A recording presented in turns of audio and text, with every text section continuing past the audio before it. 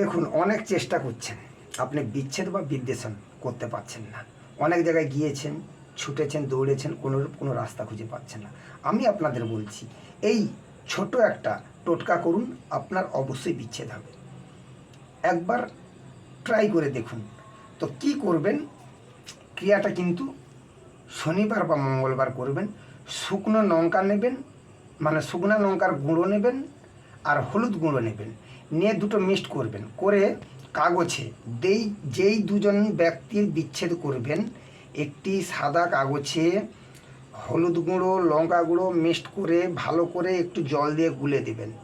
গুলে দিয়ে ডালিম গাছের ডাল দিয়ে ওই কাগজে ওই দুই ব্যক্তির নাম লিখবেন। লিখে যে কোনো গাছে ঝুলিয়ে দেন।